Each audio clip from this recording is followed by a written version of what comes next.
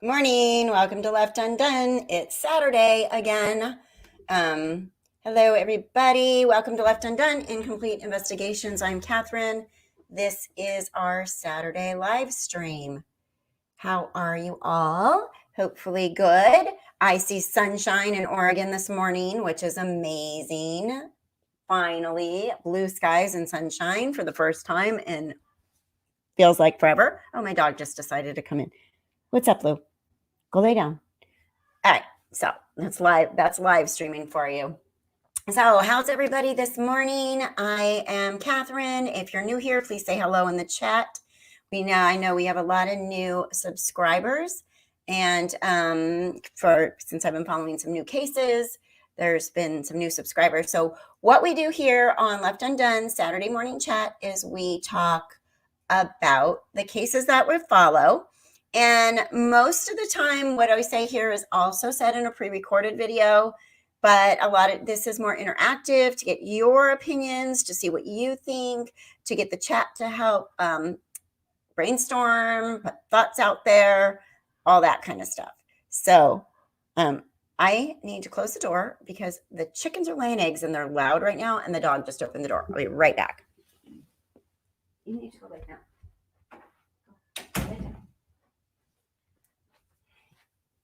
You have to stay and lay down. Okay. Anyways, of course, door's been open for the last 3 hours, but no. So welcome again. Hi, Sally. Did you get your coffee cup yet? So Sally and Christian won Left Undone coffee cups recently. So hopefully they're on their way. And there's all my regulars. So if you're new here in the Left Undone community, we do have a lot of people that are really smart on our channel and have come up with a lot of information that has helped in cases along the way that we've been following. So if you do have any questions about a case, I do have a new link. I am getting so many requests for cases, and this is a one-woman show, truly, and I can't do all the research. You name a case and you tell me something. I need you to give me more. So I have a link and I gave it to my mods. I asked them to check it so that they could post it here today. It is going to be posted underneath this when this is posted, but it is a link to fill out the information that you might have already, clips to newspaper articles, links, pictures, an outline, anything that can help me if you want me to take a case. So that is there now. It's a Google form to fill out, super simple. And I would love it if you do have a case you'd like to suggest, if you could just fill out that form and send it. I don't know if Jessica's here or Robbie, Alyssa, but I did put the link in the admin chat on Facebook. If you could share it, that would be great. So that's the only way I'm going to accept cases, unless I find one myself that I want to do. But it's just too much. The channel's growing. We're at 9,400-ish people. Should be hitting 10,000, I'm hoping, this week. Slow and steady. And oh, thank you, Mary. I'd appreciate that for sure.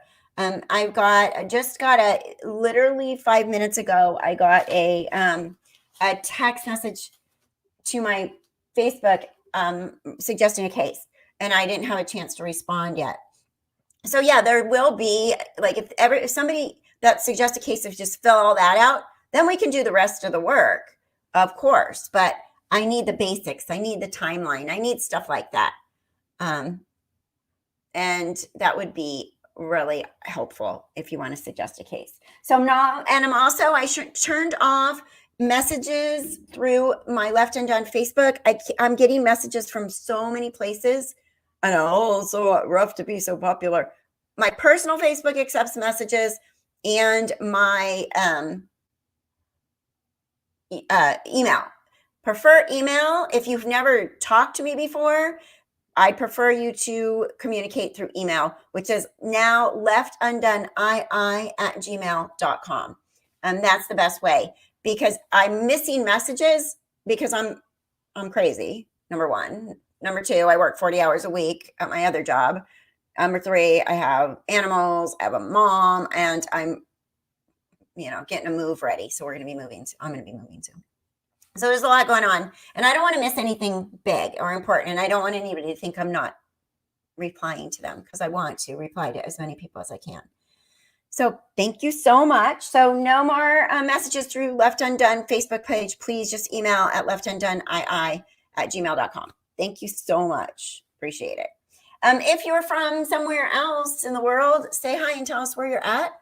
I love hearing that there's people from across the world watching the channel. It makes me happy that you guys are interested and you pop in here. So very much appreciate it. And chickens, yes, and chickens. And right now is egg laying time, and they've all found their favorite nest box, and they all like the same one.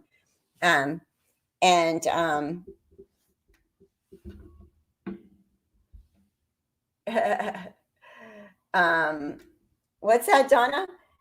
Can't contribute, only have my opinion on very suspicious women. Okay, well, that works. You can be suspicious. You may figure something out along the way.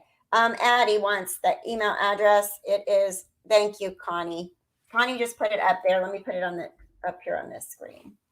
I'm reading the chats and you guys don't make me laugh. So that'll be where to email me. And Addie, you might have the old email address, Addie, and that's still available, but I'm really trying to narrow it down. I'm trying to have a personal email and a business email for Left Undone, because it's just a lot. Okay. So, sensible crime. When I see people here from other countries, I always wonder if they think Americans kill each other nonstop. I know, right? Is our I hope not, but yeah, kind of when you're following true crime, it seems like it, right? Okay, so now another thing I want to say, because this leads me to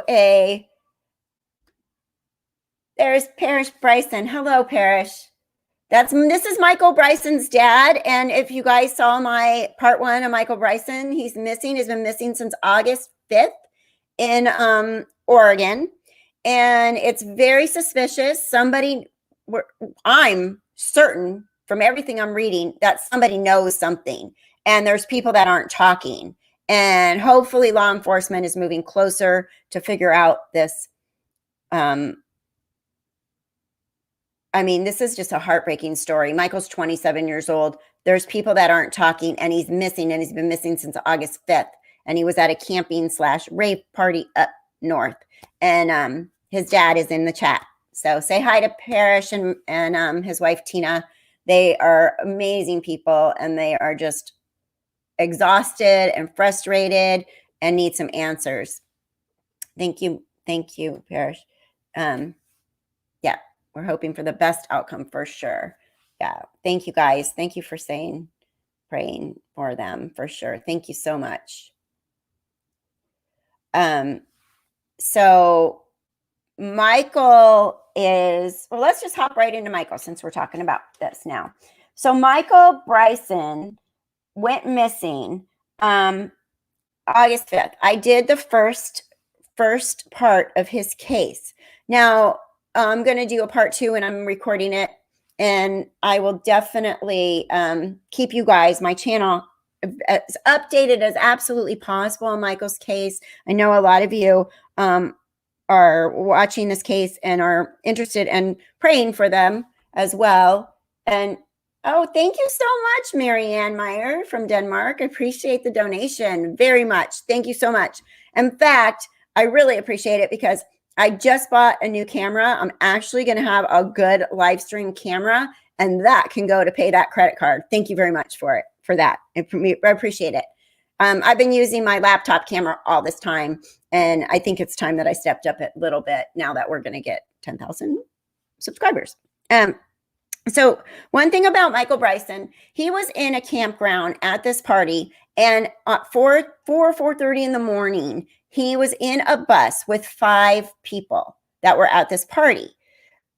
These 5 people apparently, and there's Tina. Hi, Tina.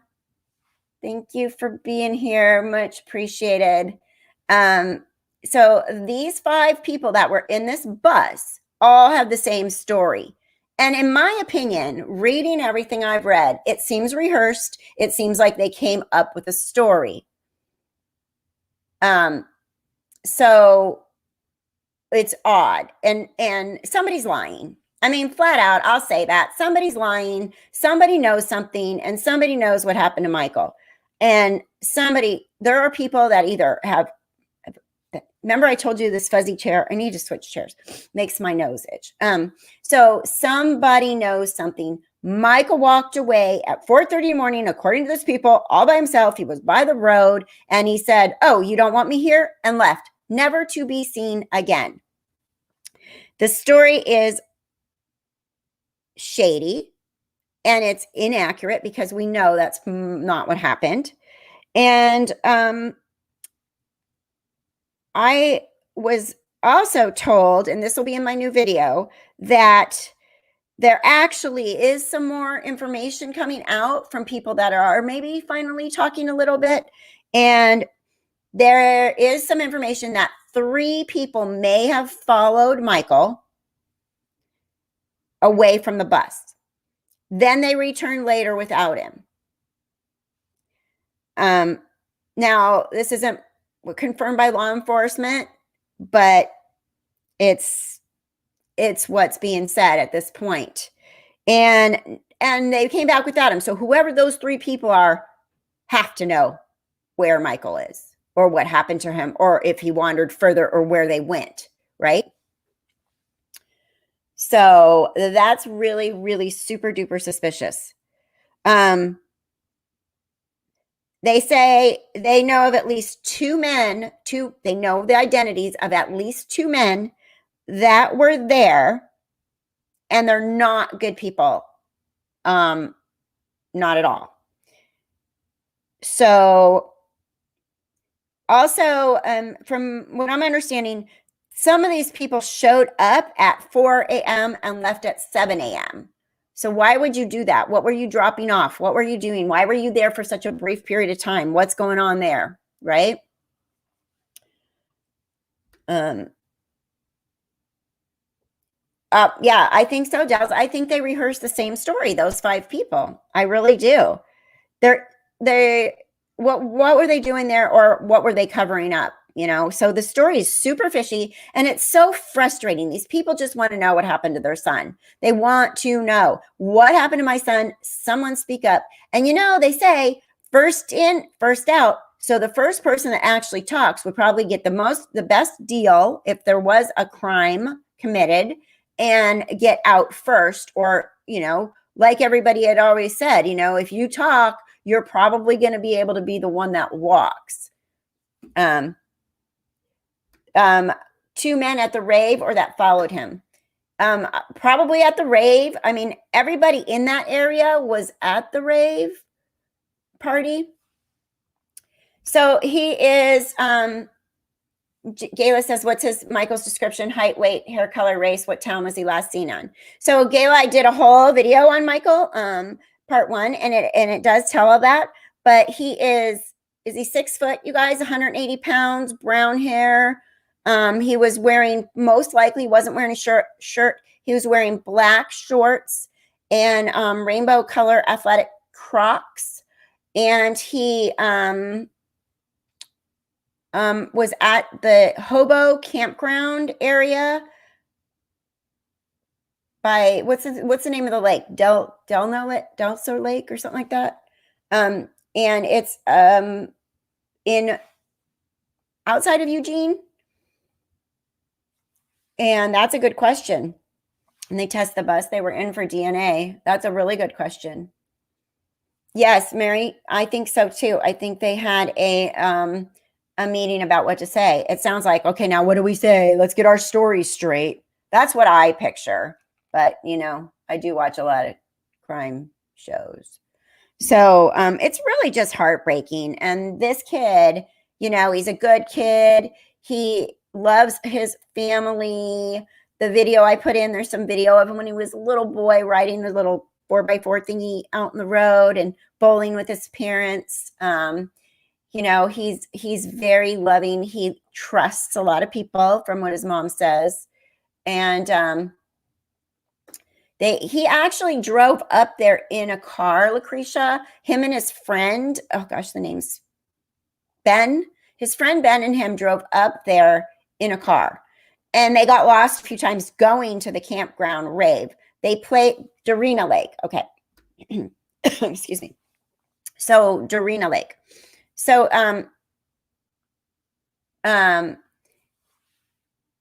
it's where, so he went up there. He's a DJ too. So him and his friend Ben did play like a set of at this rave / party. It was a birthday party for a girl named, or I guess her nickname is Josie.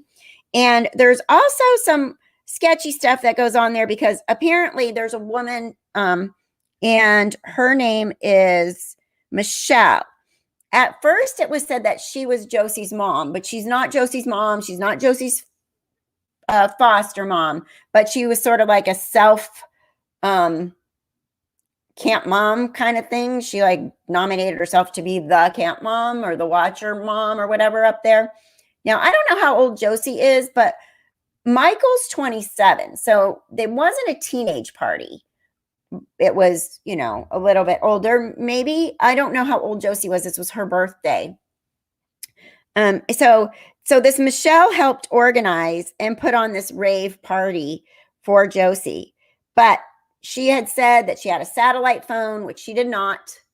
She said she was there to watch, which she's not. Did not. And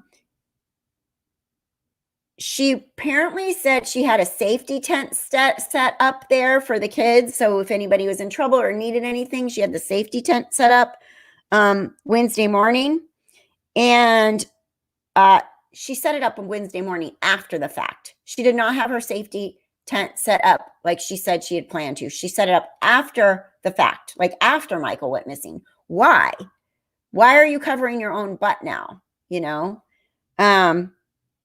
So, you know, whoever's involved in this is getting out. This story is getting out. I have connections to other YouTube channels. I'm going to reach out to them. I think Tyson Draper would be a great person to follow this story. You know, he's on the road. He could get up there and go out and about and dig. He's, you know, he was just in Delphi, Indiana, for that Delphi girl murders. He was in Colorado where Suzanne Morphew went missing. He's been up in, Josie was 21. Okay. Thank you, Tina. So yeah, another adult turning 21. She was 21. So I think if anybody wants to shout this out to Tyson, I think this would be a really good one for the Draper brothers. I really do. And you know, they're in Arizona, but they seem to get around okay. They're on the road a lot and they're brave. They go into this place. Yes, I think so. So Tyson Draper and his brother, their channel is the Draper Brothers. And I really think they'd be a good one to go look into this. The story's getting bigger and bigger and bigger. My video, my part 2 was shared, I think yesterday, last I looked, over 400 times on just the Let's Find Michael Bryson Facebook group page. And there is a Facebook group page if you guys want to join, because I know my followers are super smart and you guys come up with stuff. Yeah. And hi, Ron. I saw it. I saw your hi before. Hi. And yes, I think Tyson's style would stir the storm. Exactly. Tyson also is a high school teacher, right? He's a principal or a teacher in high school, and he's chill. Like, he's got that vibe, you know what I mean? Like, he can deal with this age group probably very well. And I think he can stir up the storm. So if anybody else wants to throw it out there, I'll suggest it to him too. I don't have his email, but I can look on his page and see. So I think he'd be awesome for this one. And oh yeah, because Suzanne Morphew case, they are doing the Equa search. People are going to be there, and he's going to be there for that as well. But if anybody else is up there and wants to mention this to him, I think this would be a good case. It's it's getting bigger.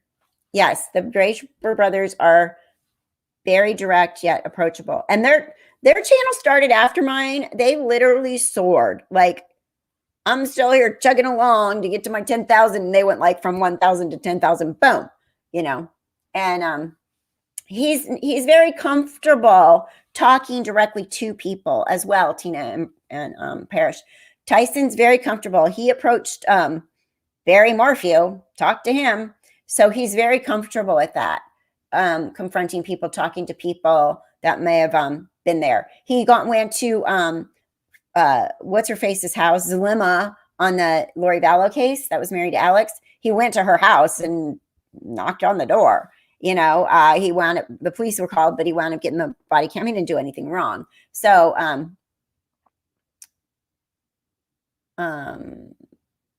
yeah. So Tyson, my vote is for Tyson. If he could I'll email them with this case. Yep, he does.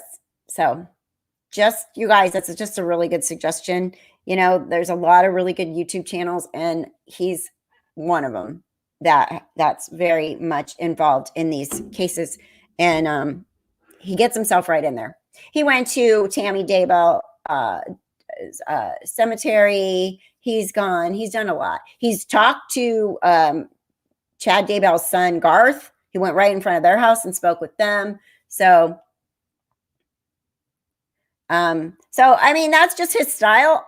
It's not my style, but if you want somebody that'll go right in there, he's a good one. Definitely.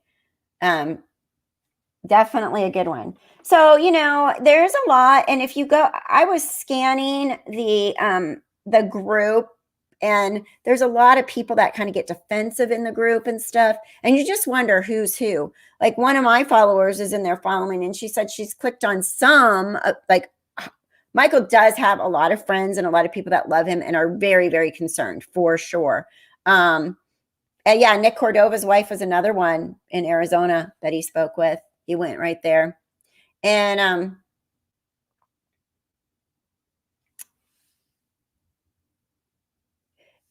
I lost, where was I?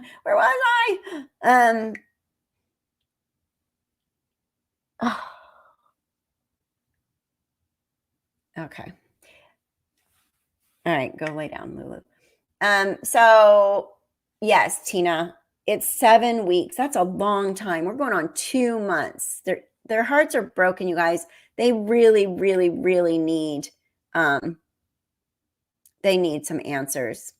So I think as many people that we can get on board, share my video, share the news reports, share anything they're out there. There's also an interview with Tina and Parrish on the YouTube channel is Rick Dancer's channel. He's up in Eugene, and he's local to that area. And he did an interview with Tina and Parrish, and it might make you cry, because it made me cry, but it's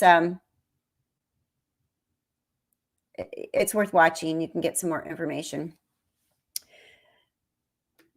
So if anybody's out there that is watching this, that knows something, there's ways to do things anonymously. You can write a letter. You can have somebody else do it. You know, you can send a message. You can make a fake Facebook profile and send a message.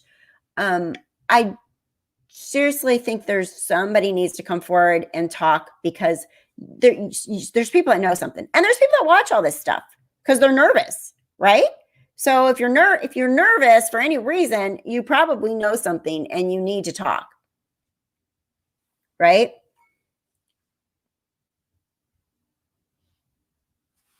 Right? Sensible crime. It would be hard not to. Yeah.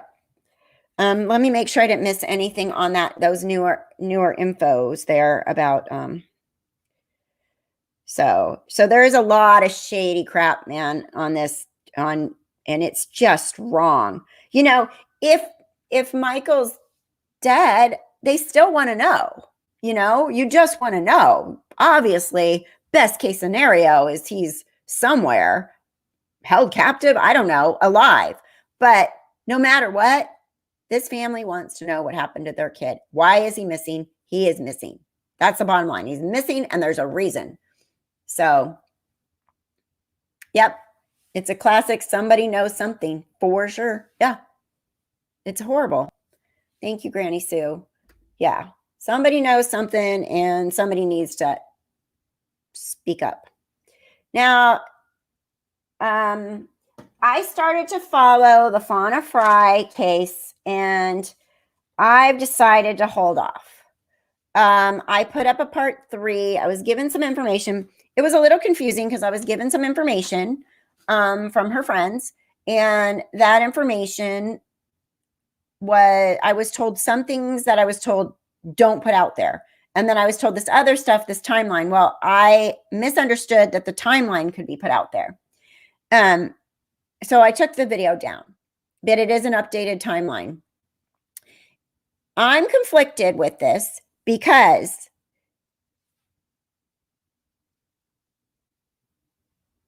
it takes a lot of time to produce these videos.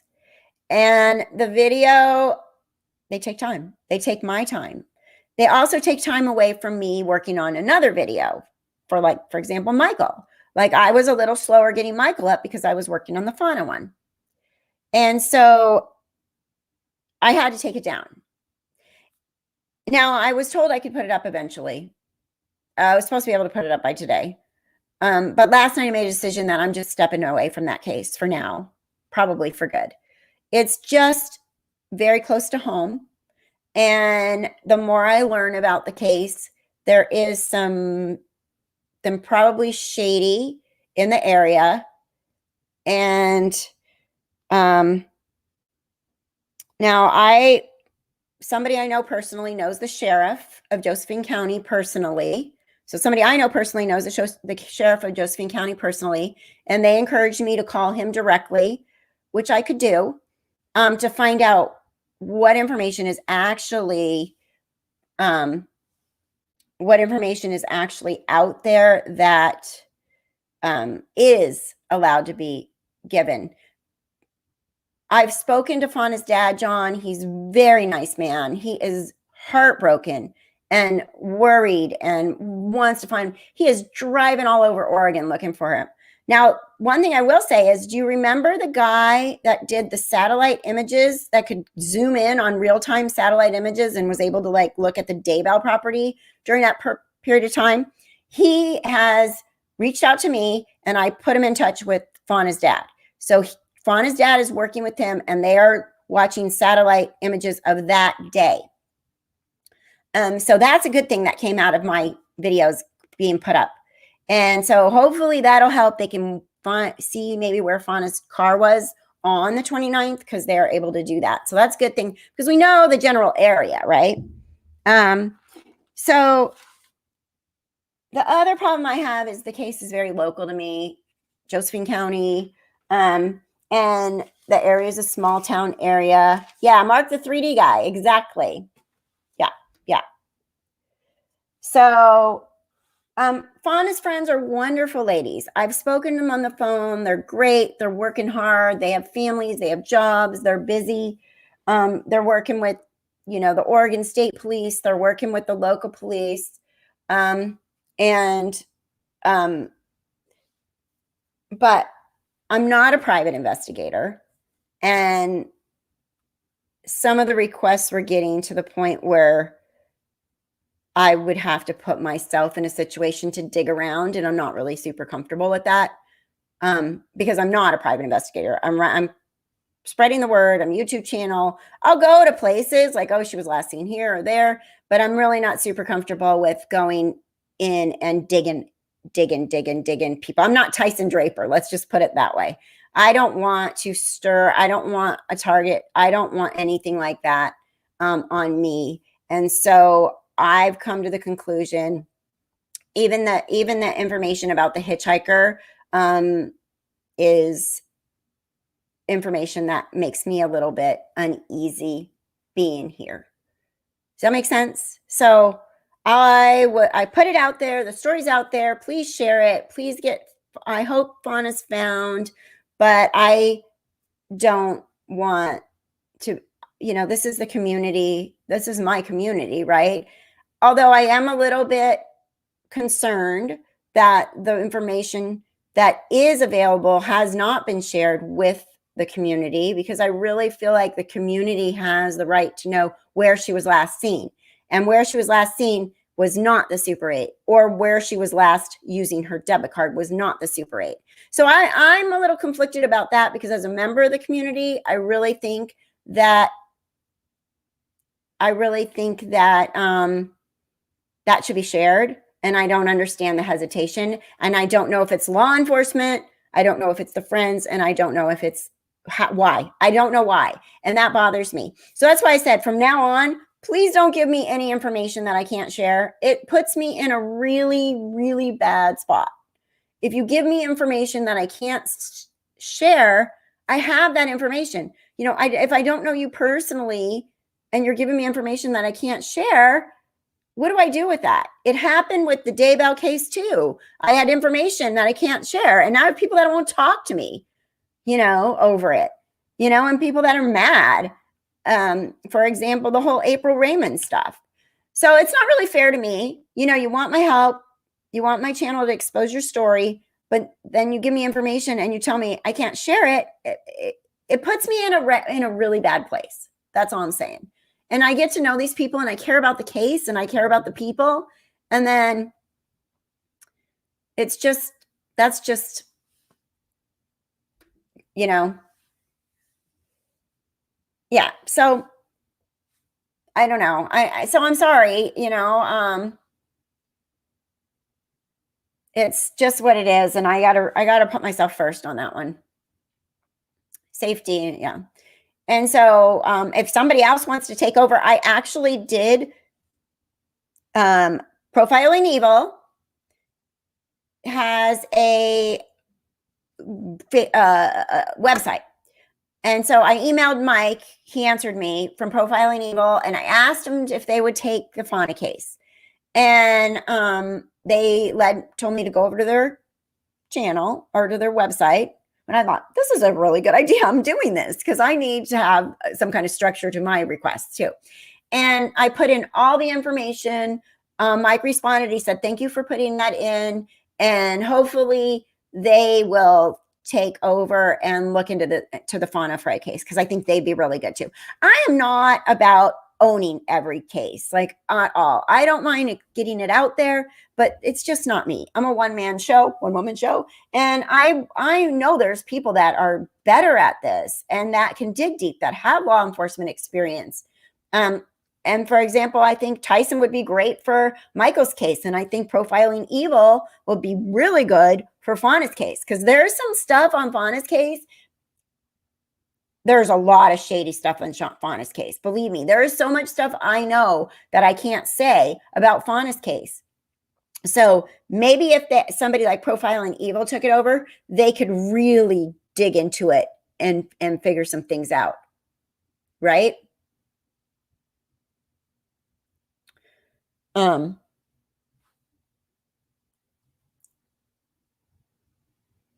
Okay. So that's what I'm going to say about Fauna. And you know what? Honestly, I think my channel is really good at putting stuff out there, and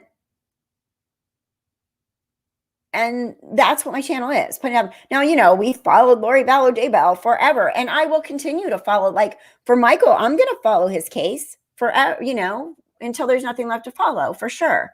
But for Fauna's, I just came to the conclusion that it was like a little bit like, I think I might just put the brakes on this one for right now. And thank you. I'm not changing. I'm still going to be me, Lucretia. Thank you. Appreciate that. What? Don't change hair. What? What is that? Who are you talking to? I'm confused. I think that was a little confusing. You pegged it. Profiling would be good for Fauna's case. I think Tyson would be a good addition for Michael's. I do, yeah. I have no problem going, hey, this would be a perfect case for you. you know? So like I said, this isn't my full-time job. I'm not retired, unfortunately. That'll never happen probably. And I work a full-time job as a nurse. So my point of my channel is to put stuff out there and to try to help the best I can, but I'm not a private detective. And so Trisha from Web Sleuths talks a lot about the need for law enforcement to work more with social media. Oh, I agree. That would be awesome. I think they should, because look at how many things have come up. Do you remember on this channel when the person was in the chat on a Saturday? I think it was one of my live chats for the Daybell case. And they said, oh yeah, my friend works at Capella's and the FBI went in there. And he bought a mask and a ski mask, right? And rope or something. That happened on this channel, Well, that's a big deal. Like, we didn't know that. We still don't know that. That's still not out there. So there's stuff out there. And thank you, Mary. I know. And you know what? I can circle back to it. I'm just saying right now there's a lot going on and it's super kind of scary and sketchy. And it's so local that I don't think I just don't want to put myself in a position. Right. But if I do, share this video. Dells, right? I got all this stuff. Have them take my computer. I got notes all over, like go in her house, get her notes, get everything, get her text messages. There's stuff. I got names. So I think police judge true crime people by the fringe. A lot of us are rational and smart. Yeah.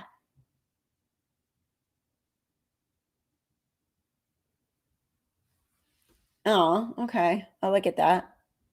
If you all have time, there's an inspiring music video. Hold on tight. The world needs the message today. Watch with tissues. Okay. Thank you. Isabel, you do the best. You're not researching. You're just talking about these cases. No more other kind of investment in the cases. You just make sure people know and talk about it. Yeah. Sally, you're right to listen to your gut. You may be in danger from a local person was involved in Fauna's disappearance. Let well most man. And family names have come up that are, and this is one thing remember Fauna picked up a hitchhiker. So family names have come up that are prominent in the area and stuff. So I don't know what we're dealing with.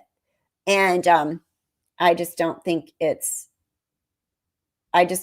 right for me right now. Thank you.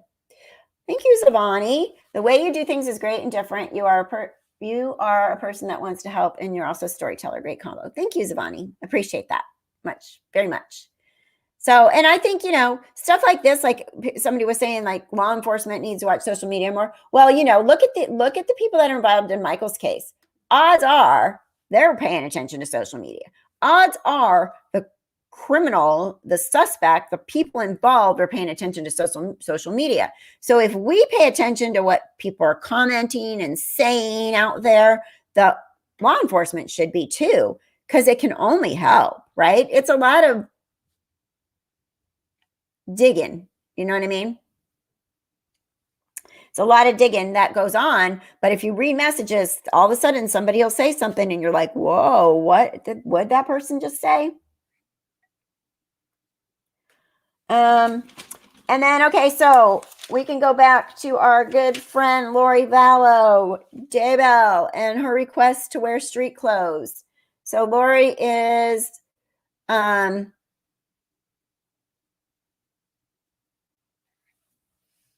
Vallow is, okay, so catch me up, you guys. I'm a little bit off. Mark now wants their cases combined too. And she wants to wear street clothes. And has anything come of any of that yet? What about the change of venue? Has that happened at all? Any news on that? I didn't hear anything.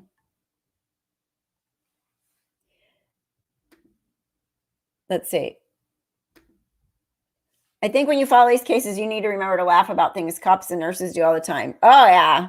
Dells knows. She knows. We got the black humor going on here, or dark humor, whatever it's called. Because, sometimes you have to laugh at certain things. Like Lori, Vallow Daybell. That's why I make cartoons about her. Yeah. When I think of street clothes, I picture a hooker.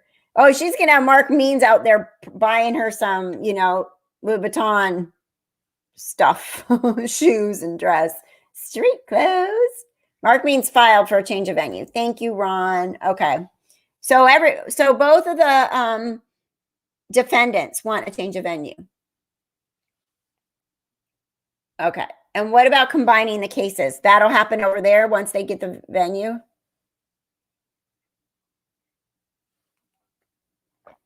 Is that right? Means, yeah, Mark Means and his handkerchief. Somebody buy that guy a real mask. Like, you can buy them.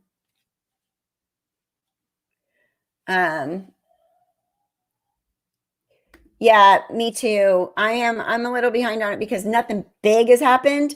And so I'm kind of just waiting for something big, and I'm really hoping that there is some new charges. We've been saying this forever. Murder charges. Come on. Why? But then we say, okay, I know, it's a process and they're in jail. They're not out being a danger to the world. What about the interview of that Nate had said with the woman that went to Nate that was in jail with Lori that said, how much is this worth? Like her body? Like, what the heck was that all about?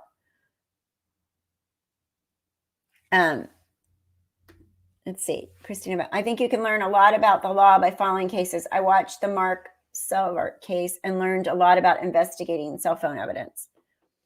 Oh, he is over his head. He needs to go be like a bankruptcy attorney or something. Like, I have to just fill out a bunch of paperwork. Oh, that's Working Girl, Street Crow. That's isn't there something in October?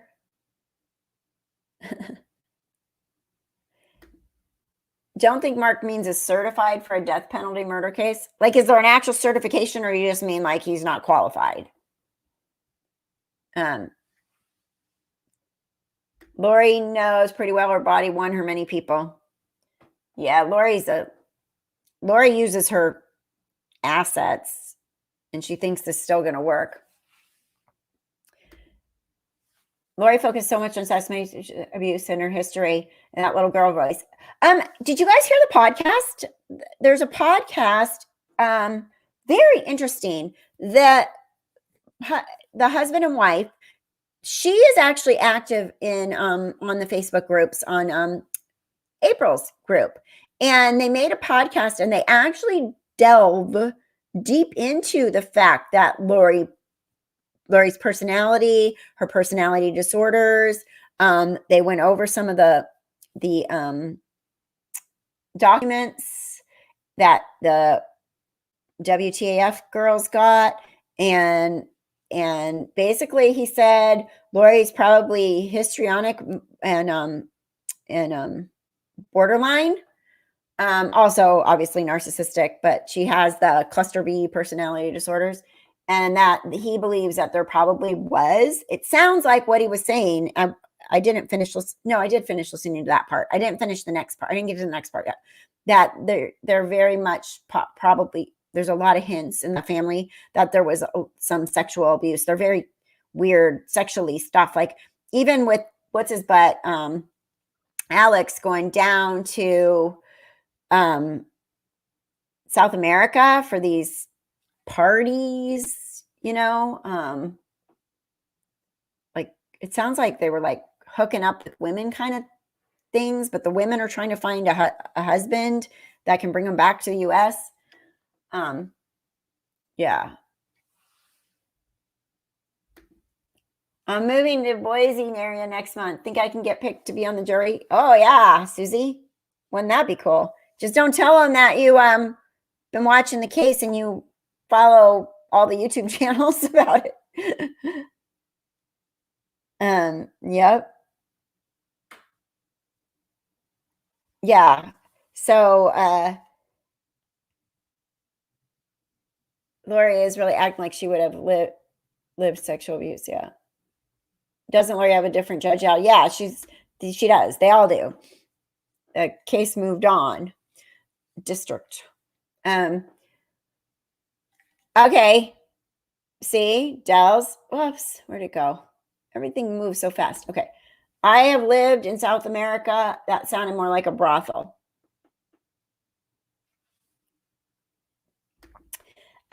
Love that you're not afraid to mention and put other channels out there. Some will block you if you even mention another channel. Sheesh. Like WTAF, they block you if you mention another channel, which is really uncool. I mean, because I brought them up and I've given them, shit. But we were on there one time on their chat when they first came out with all those documents and someone said something about Left Undone. Boom. Well, right in front of me, I was like, oh my gosh, talk about supporting other people doing weird to me. Weird.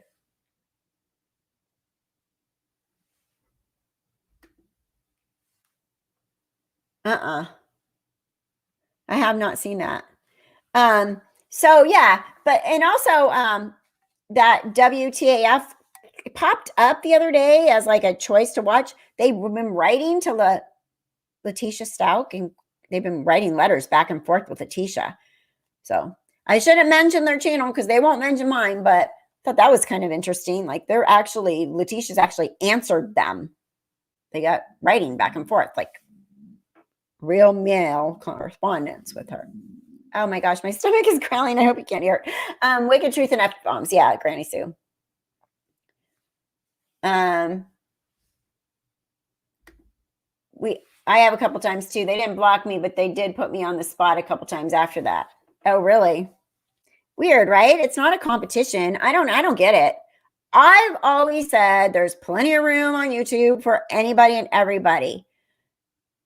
I don't understand why you wouldn't be like, oh, this is a better channel for something like this, or go over there. They found this information. I just don't get it. I don't understand. I'm just not like that. Like whatever my channel does, it does. I'm not afraid that you're all going to go run over there and never come back here. I mean, if you do, you do. It's just a better fit, right?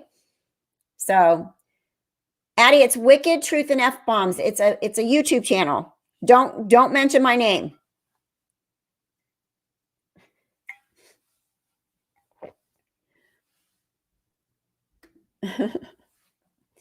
Well, so yeah, see, everybody has a different style. So I just don't think it's cool. What channel do you want to know? I'll tell you. I mean, there is a particular channel that I thought I liked, but I don't because they let somebody else on there for interviews that has been a nasty person. So, it just goes that way. I like the channels that are professional. And I really, really like Profiling Evil. I think that's the only channel I'm actually channel member of right now.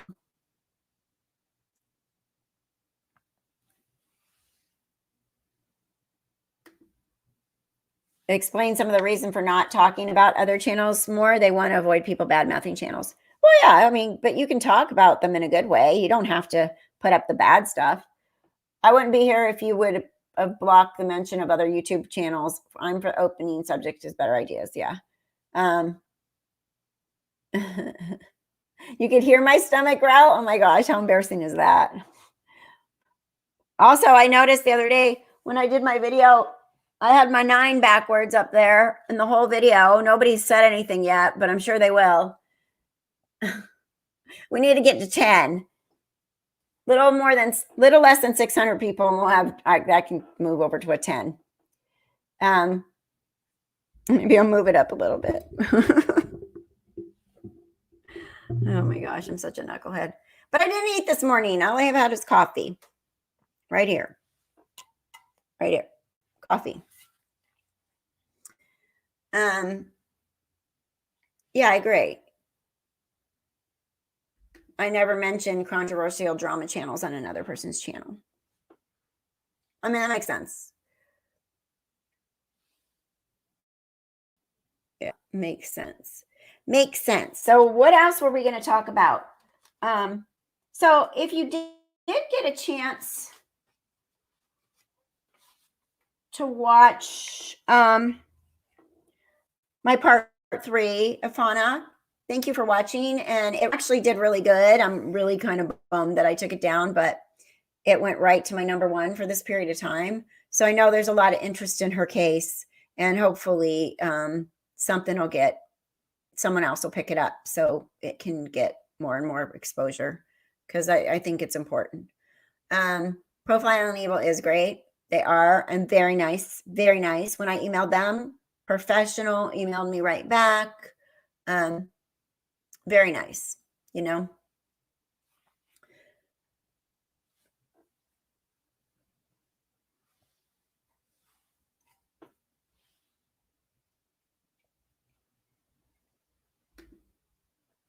The jury will be a hard pick in this one. Everyone knows about the high Mormon population and no one likes them anyway, so good luck. Well, but no one likes Lori and Chad because they're parading around like they're Mormons, but they're doing things that are extremely evil. I have someone that's emailing me some stuff.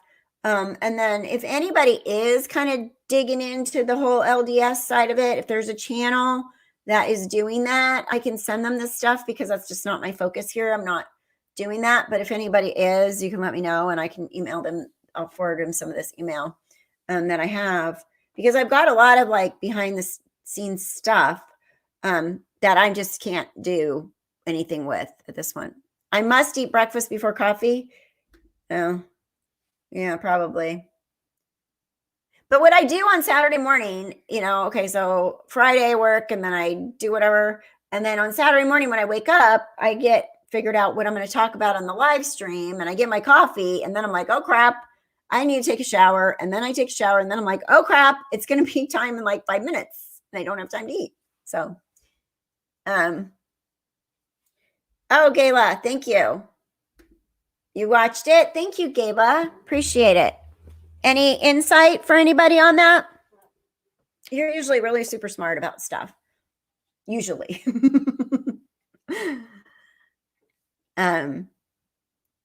So let us know what you think, since it's fresh in your brain.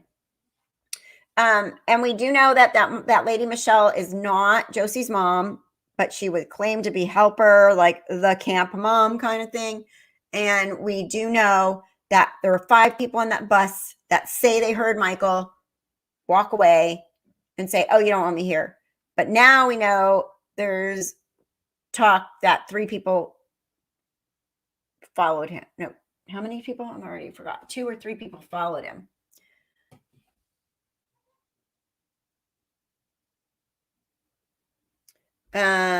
Another YouTube channel located, so we're hopping around a little bit now that we're kind of open talking now. Another YouTube channel located in Rexburg saying Lori is having meltdowns, crying, begging to speak to her husband. Law enforcement keep calling Mark Means to calm her down. Have you heard anything? I have not. I have not. Now, if there's anybody out there watching this live or watching other my videos and that want to come on and talk, that know something or was at that party and they want to talk, that would be great. I will have them as a guest. They can come right on here. They don't have to show their face. They can just do their voice if they like. But if you were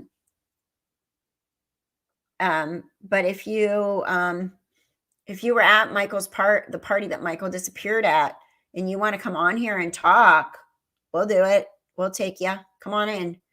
Give me the info. Email me, and you can come in here and talk. You'll just do a split screen with just your voice, or you can do your face, whatever you want. My face is here, but Yeah, that would be interesting.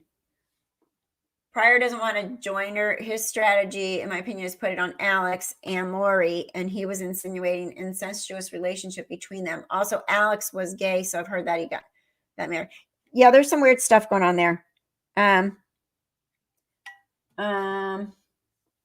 There's some weird stuff going on there.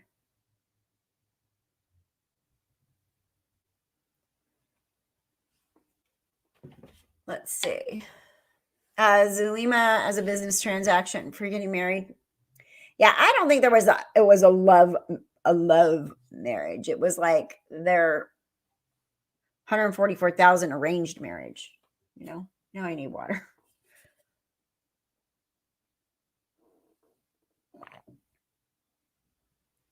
Right?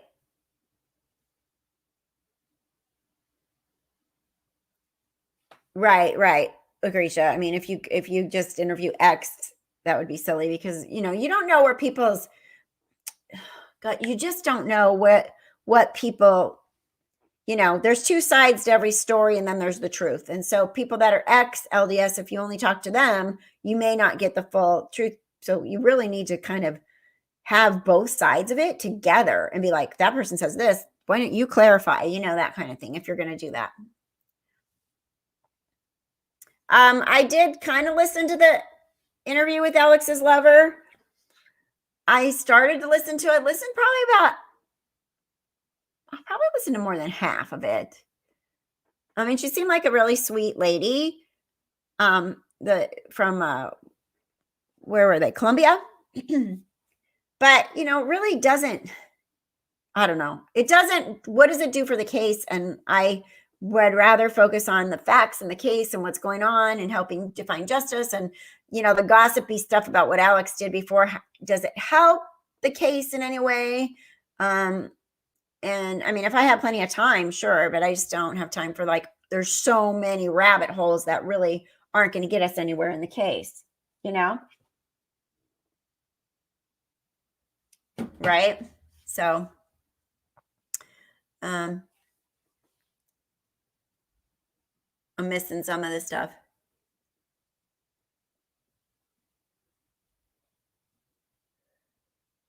I'm trying to see what you guys are talking about. Right. I believe that Michael had his time with drugs, unfortunately. I do believe that,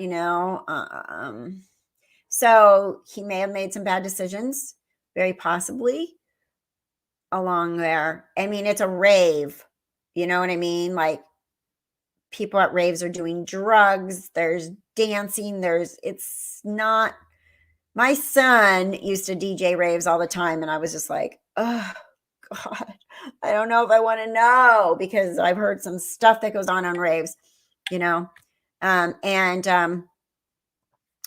obviously, and Tina said there were drugs at that party, lots of drugs at that party. So, if you're a 27-year-old and you're partying and you're at a rave, odds are you're probably going to partake. So, unfortunately, been there, done that with my own kid, and it's not fun. It makes you nervous, and you just want your kids to just not be involved in anything like that. And in this day and age, it's almost impossible to have,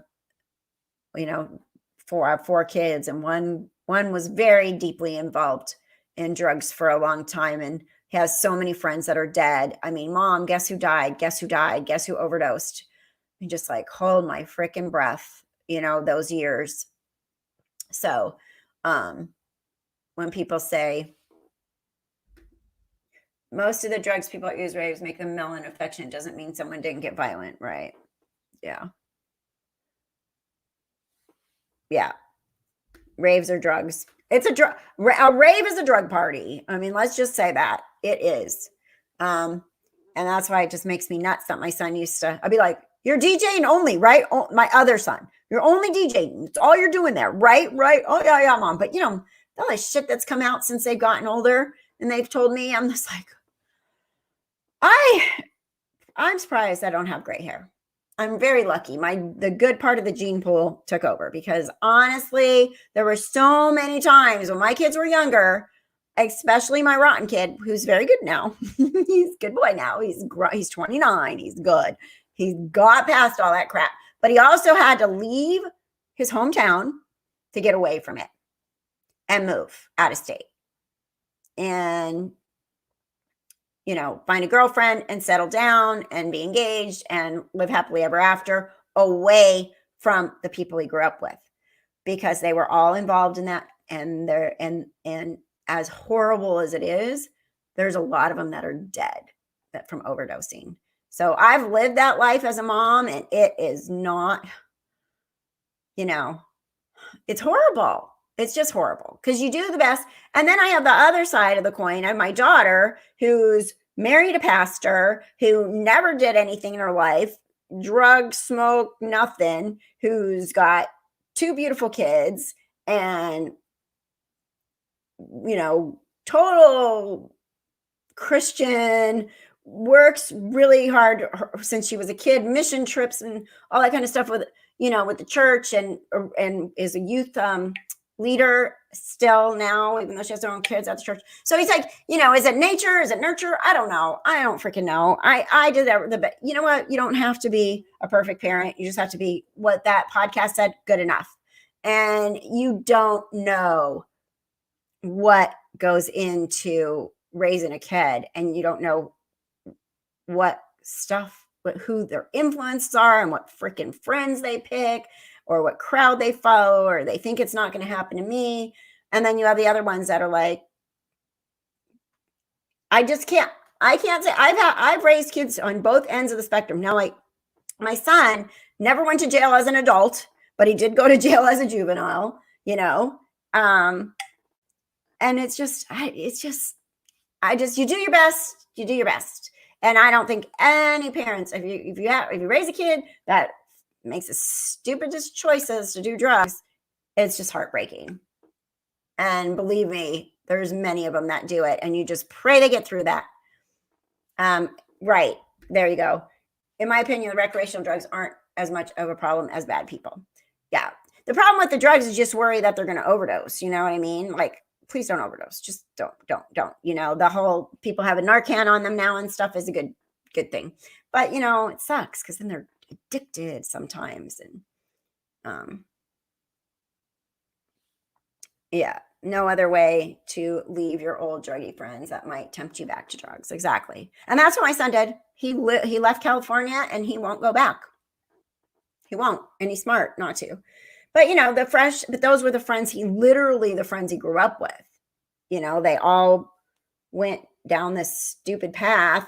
One of his friends thought they were going to be a rapper, white rappers, and they started this band and stuff, and then they were super cool with all that, and I don't know. Right. See? G-dubs turned out okay.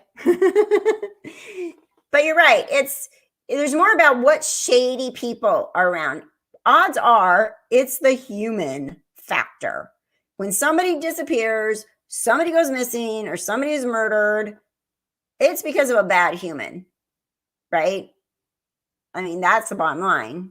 I feel like if I'm still going to be a person I am, whether I'm under the influence or not. My true person is still me. Like, I'm not going to become a murderer just because something altered my mental state, right? My dad said to me one time, he said, Kathy, because so I was born in the 60s, and my dad was like a big business guy in the 70s, and he would have his meetings and lunches, he had a bar back in the 70s. They had like a bar in his office. He's a big wig, worked for RCA and Sony, and he had his scotch, and somebody comes in to meet with them, pour you a drink. Like, it's truly, what is that show, Mad Men? It was like that. Like, that's how I was raised. And my dad said to me one time, he's like, how many times have you seen me drunk? And I'm like, probably a lot in your life. And he goes, and how many times have you seen me violent? And I said, never. And he said, exactly. So, You know, if you're a bad person, just because you're drunk or all, you know, taking some drugs isn't going to turn you into a murderer. You're a bad person because you're a bad person. You know, shady people. So look at Chad. Yeah, he went from goofy to killer.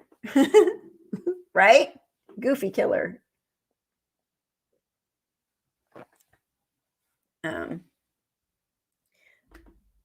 Most domestic murders are planned. So sad. Yeah.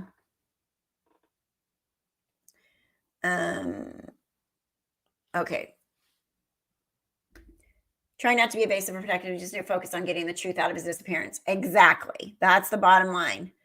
We just need to find out what happened to him. Where is he? Who knows?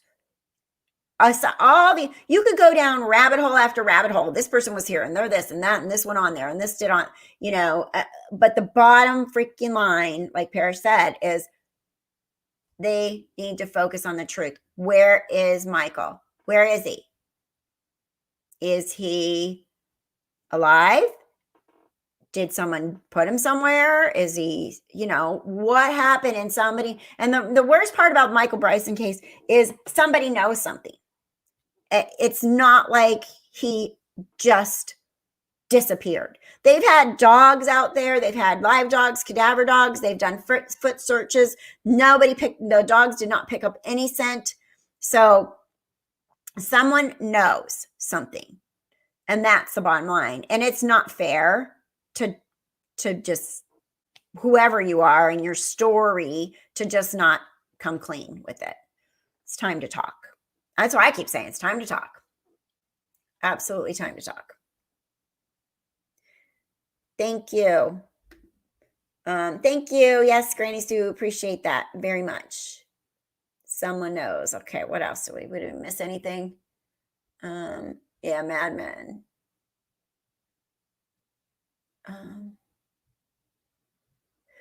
About Chad, I wonder how he really feels about all this now. Has he come crashing down to reality yet? Chad Daybell, Mr. I'm going to be the head of the 140,000. I am the head of the cult. Let's see.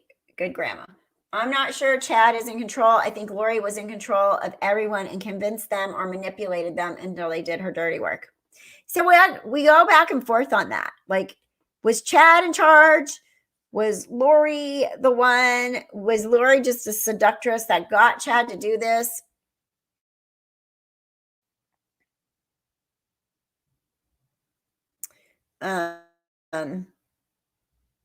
What was up with Chad and Lori? Like, who's the boss?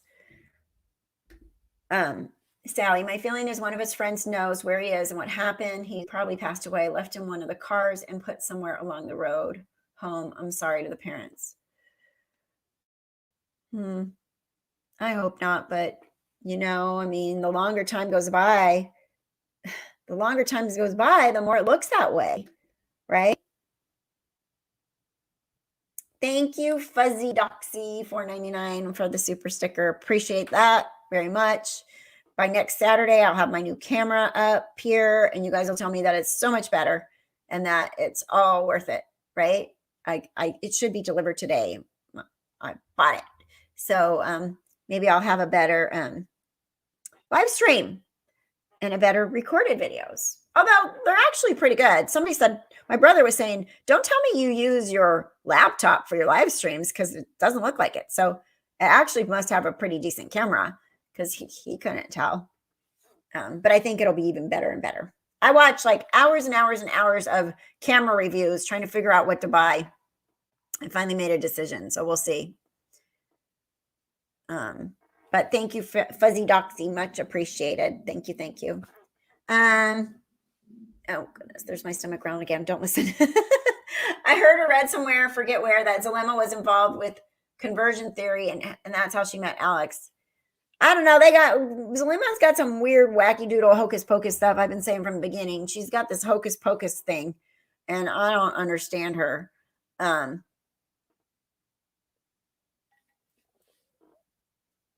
Chad and Tammy were married for decades, and she comes in the picture. Yeah, I know. It's weird.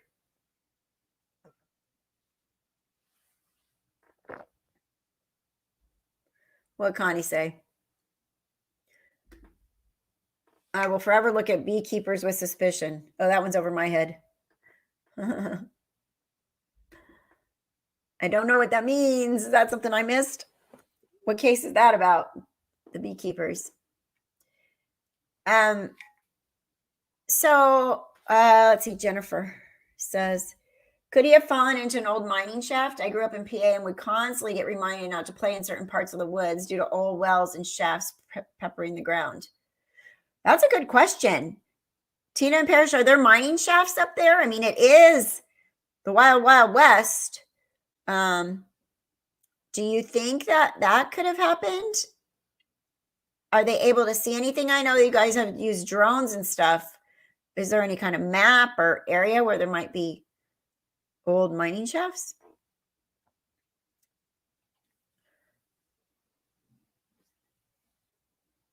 Oh, okay.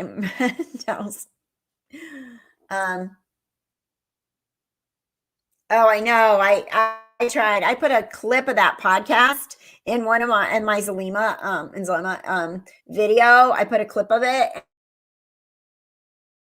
Turned on. I'm like, okay, this is all you get. I just can't with her. I can't listen to her very long. Do you think Lori learned how to use malachite to poison her ex-husbands and Tammy? Yes. I'm still convinced that the malachite has something to do with this. I think Lori did. I think the malachite has more to do with it than we have known. Malachite poisoning, I'm telling you. I'm still convinced until somebody tells me there's no malachite poisoning. I'm still on the malachite poisoning bandwagon. Thank you, Michelle. Thank you so much. Very much appreciated it. Appreciate it. Thank you. Keep my channel going. It's very nice of you. Okay. Yeah, he wrote about it in one of his books.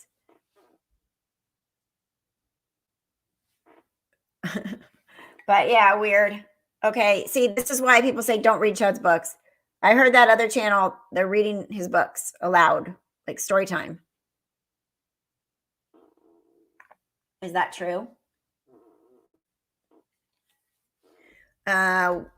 Willis, I'm surprised raves are still a thing. My kids were at them in the late 90s. One is turning 40. I remember bush parties and raves. Both were a cause for concern. Yeah, I know, because my oldest is 31.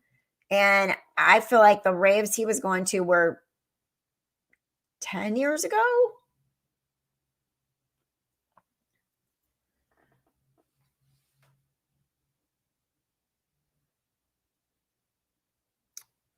Sally. On the other hand, Michael may have had such an overdose that he went to a psychosis, which does happen. Have they checked mental hospitals and jails for unidentified men who have amnesia?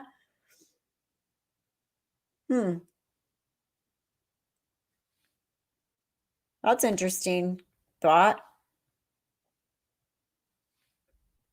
Oh, we got Boston, Mass in the house. Welcome. Thanks for being here.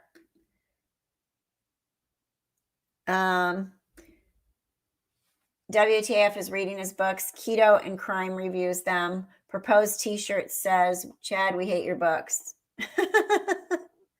That's funny.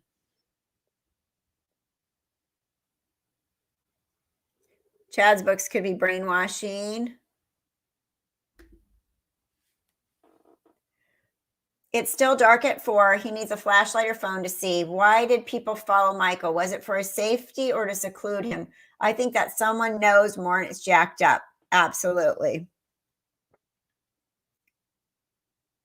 All right. Parrish says, Sally, he is on the missing persons list. Even if he comes in identified, his tattoos are very unique. He would have been recognized. Did I get a picture of his tattoos? I need a picture of his tattoos. My oldest is 33. He was an avid rave attending in 20. Lots of ecstasy and legal highs. Yeah. Thank you, Parrish. So even if he came in, he's missing person list. They would, they get fingerprints and stuff, right? I mean, I think they would match him. And how far away could he be? Yeah, his rainbow Crocs would be unique for sure. Very identifying. I thought I saw a picture or a picture of those as well. I need to dig that up for part 2. The rainbow croc picture, the tattoo picture.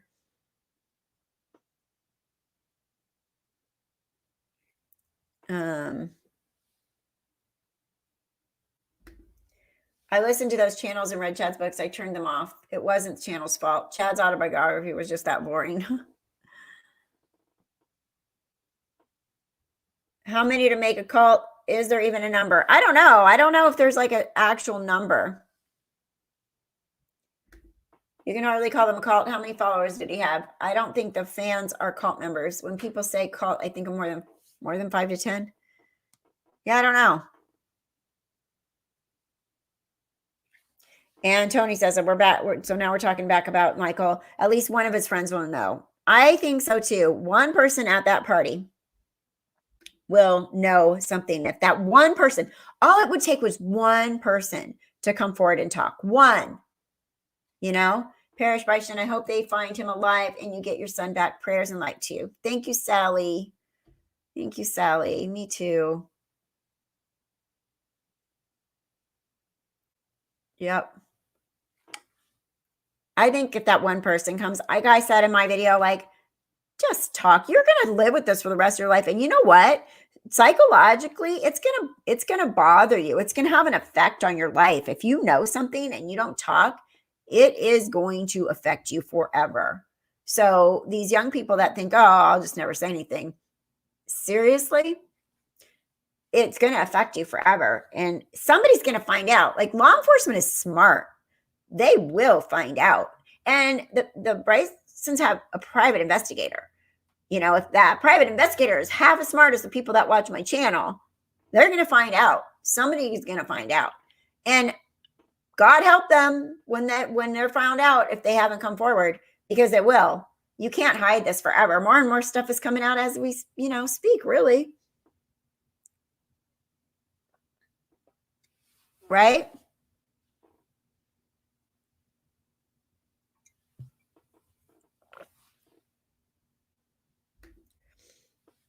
Yep.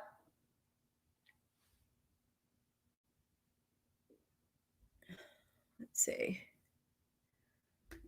Mines have been looked at from claim owners. They have been checking weekly for us. Okay, good. So you guys are on it. It's just so bizarre that it could just disappear from there. I'm wondering, gosh, and it's super remote, right? Like, there's no doorbell cameras of any cars leaving the area at that time, or street cameras or anything like that might have, you can zoom in on and see if they'll follow up on those people that might have left or been in and out of there. Does the campground have any kind of camera? Anybody that came and went during that 4 a.m. time? Anything like that?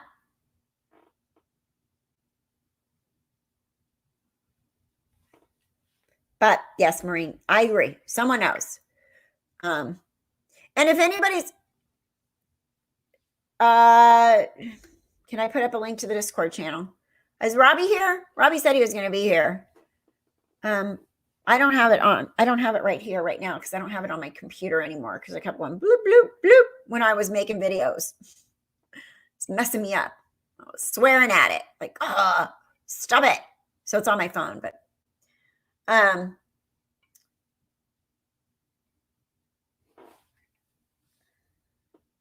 how about phone pings? That's a good one too. Now, I know Michael's phone was turned off, I think because they weren't getting signal up there. But does anyone have phone pings that were, if his phone was turned off? I don't know. It's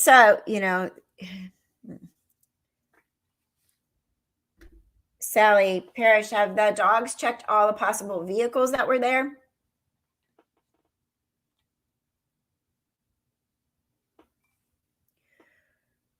So those buses, there were 2 buses. There was a short bus and a longer bus. Michael was in the one bus with those people that he walked out of the bus. I'm wondering what happened. Like, did the dogs go in that bus and do any sniffing? I would imagine they did. you know? I don't know. It's just so frustrating because people don't just disappear.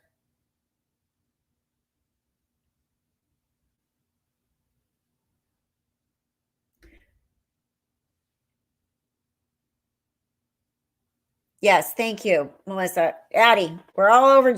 I am done with the Zalema stuff. Seriously, it's too late. It was interesting a month ago.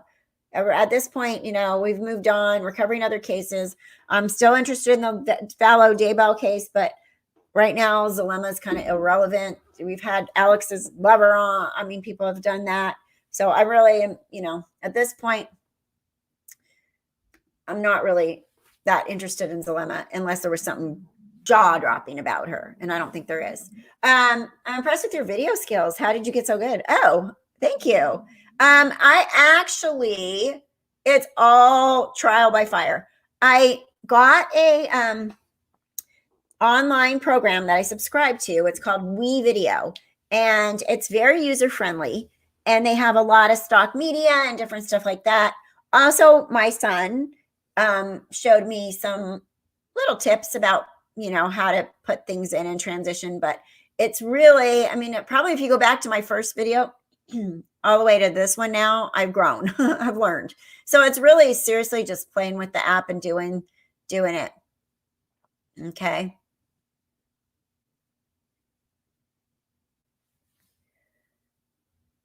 Uh-oh. Addie, peace. There are super mods here, and Kathy, I'm very sure you're not ignored by anyone. Let's have a nice live chat. You know, Addie, it's hard because I'm trying to focus on cases, and Zalema is like not an issue at this point. So, you know, if you want to contribute to these new cases and give us some ideas and talk, sure, come on, join in. But to keep talking about the Discord and to keep talking about Zalema right now, it's not even what we're topic. I can't just go off topic constantly. Oh, I thought on the interview with Colombian girlfriend on Alex, she said he bought almond oil to give her a massage. Isn't almond oil poisonous? I don't think it's poisonous, is it? Maybe to drink it, huh?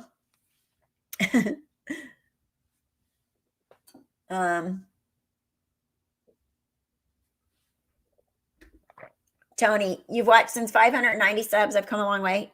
Yeah.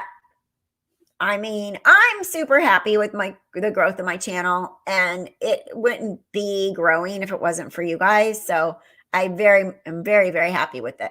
And it's organically growing. It's still growing. It's doing what it needs to do. And I'm happy with it. And I'm doing my best to try to make my videos as good as they should be and professional and all that stuff. But like I said, it's not my experience. It's literally came from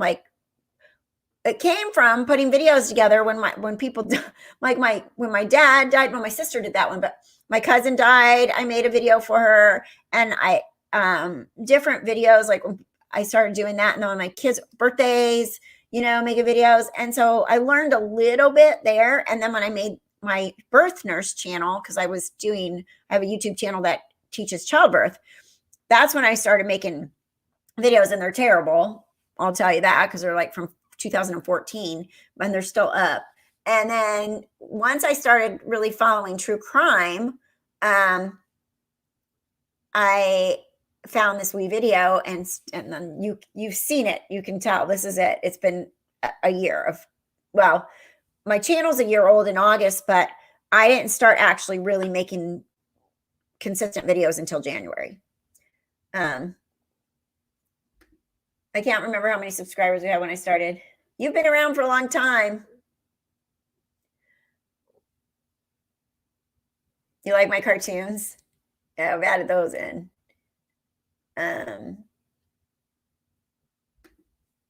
Jennifer, your channel is one of my favorites. Catherine, thanks for bringing us all together to talk about these cases. You're very welcome. That is what we're here for, right? That is what we're here for.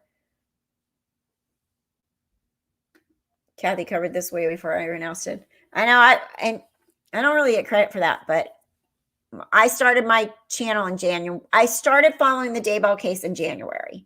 My first video is in January.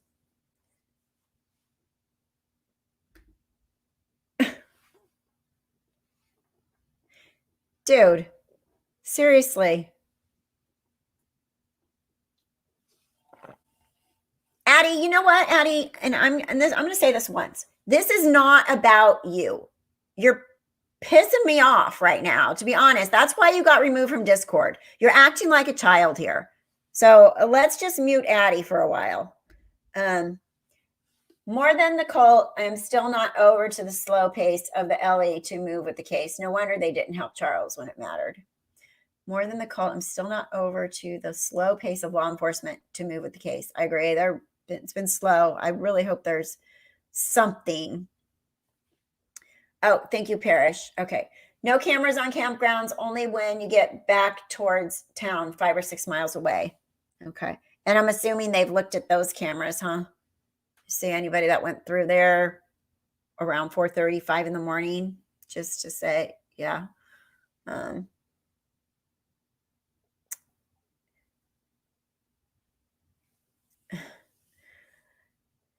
Thank you, mods. Yeah, thank you, guys. And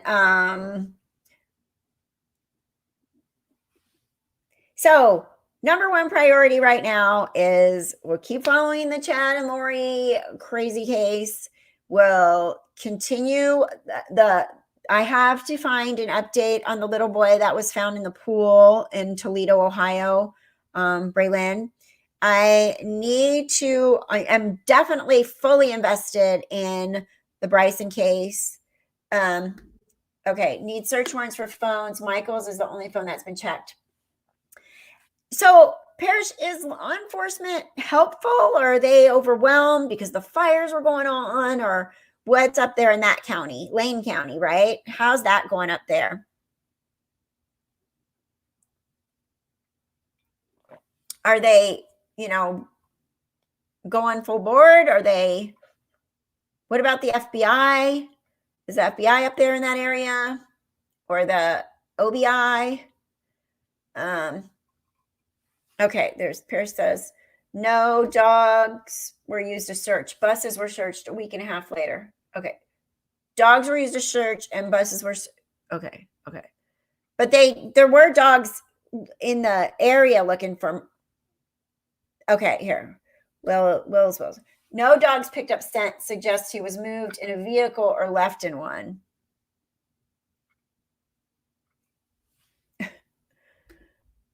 Why are people so rude? Addie's having a bad day. Yeah, good grandma, but we've tried so hard with Addie. We've tried so hard. And then she has moments like this where she,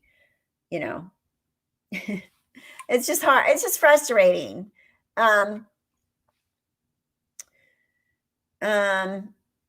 Someone always knows something, even a small detail, something, right? Just something, right? Truly, just a small detail, something like that needs to be, even if you think that it's nothing, it might be something. Let law enforcement decide. Let the detectives decide. Because even if it's you think, oh, that's probably nothing. Let them decide. Right? Let them decide. It's not anybody else to decide but them, really, because they may have information that isn't given out publicly, because what law enforcement does is sometimes they keep some information to themselves because they know only so many people are going to know this particular thing, like something they found or something they heard, and they're not going to put it out there and tell anybody, right? So if you think you might know something, it may connect with something that law enforcement hasn't put out there.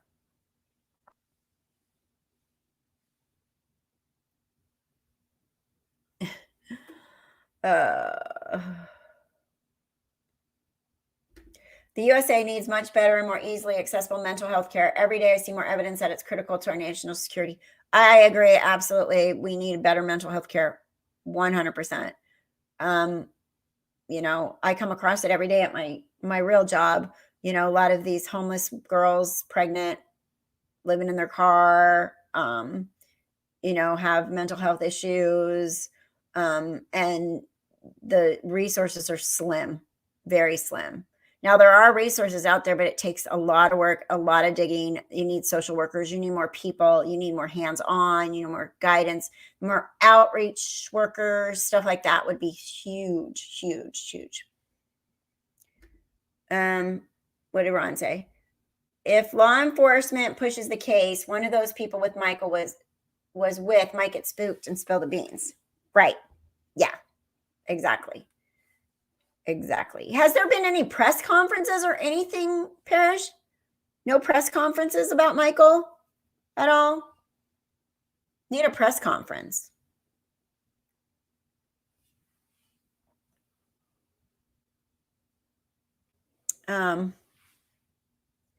Hopefully police have not been defunded in that area. Funding plays a big part in missing persons in the detective bureaus. Yeah, I know for one thing, like in the Fauna Fry case in Josephine County, the manpower is very slim. It's a huge county. They don't even have patrol 24 hours. The Josephine County Sheriff's Department only has a budget to patrol for 20 hours a day. They only have 24 deputy sheriffs on staff. And if you look at the map, how big the county is, it's huge. So there's cities, for example, Fauna went into Wolf Creek, and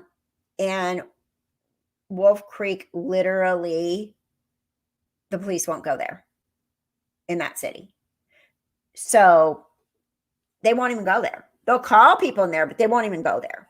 So they're in a lot of ways, Oregon has parts of it that are truly the freaking wild, wild west. Like, go back 100 years and some of that still exists here. It's kind of weird. I mean, because I'm from California. Well, I'm not originally from California, but I've been in Oregon since 2018. I moved here, but I was kind of going back and forth a lot from 2016, 2017, moved here in 2018. And I'm from Orange County, California, where you literally, there's a police officer on every freaking corner. Like if you call them, they're boom, lickety split here. I've called the police before and they're like, they call me back before they show up. It's just different. It's definitely different. It's not the manpower that you see in some more major metropolitan areas. So, let's see. In the live video about Michael, the Circle Hope was a great idea. I think that kind of event can help bust this open more. Someone needs to step up and speak up. Yeah. And here's the problem with cases like this. People are invested right now. People are in there. People are looking. But as time goes on, people start getting back to their lives and doing their own thing and not having time. And now the winter is going to come. I mean, it's already dipping down at night. It's getting down in the 40s and 50s at night where I'm at. And the weather just went boom. And then we had the fires, which was such a big deal. And it held up a lot of stuff. I'm sure it held up a lot of stuff with their searches. And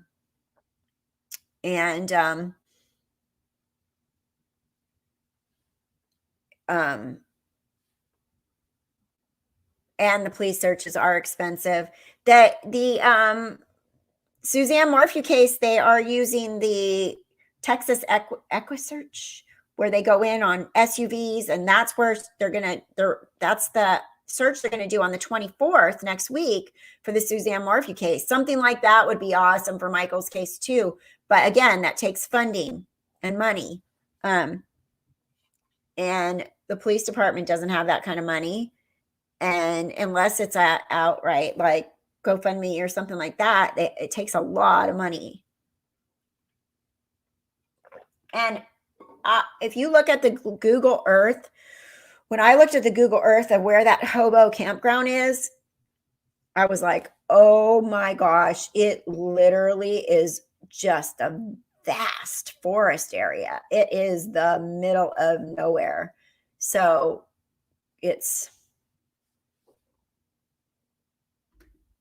yeah, look at how Rexburg handled Lori's case. They haven't had the money or equipment to do what the FBI did. Chad's absolutely. Yeah. Little overwhelmed at the moment, Detective Sponge. Yeah, see, and it's, these smaller areas, more rural, it's a lot. It's a lot. Thank you, Michelle. You already donated. Got to run. Have a super weekend, Kathy, mods in chat. Thanks, Michelle. We're going to wrap up pretty soon, too, because my stomach is growling really loud. And I want to work on part 2 of Michael with more information. And great. So Tina just sent me the some of Michael's tattoos. So I will definitely put those up here. Let me see if I can. Give me 1 second. Maybe I could share the picture. Let me go here.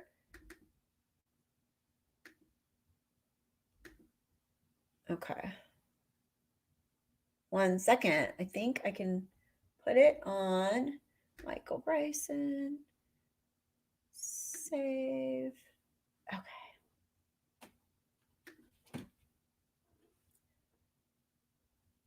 All right. Come back.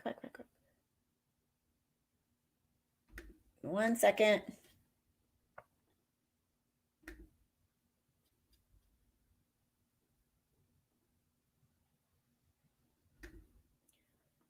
Okay, hold on. I'm going to share my screen for a second. And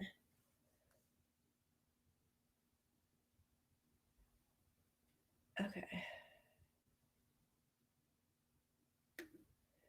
All right, give me a second.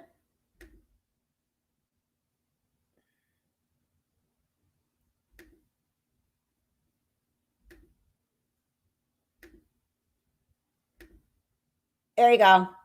So these are Michael's tattoos. They're very unique, absolutely. Back of arm, left leg. What does this one say? It's too small. But I'll put these in the video, and I can also put them on the community tab as well. So they're definitely very unique tattoos. Definitely. That one would be, I'd spot that one in a second for sure.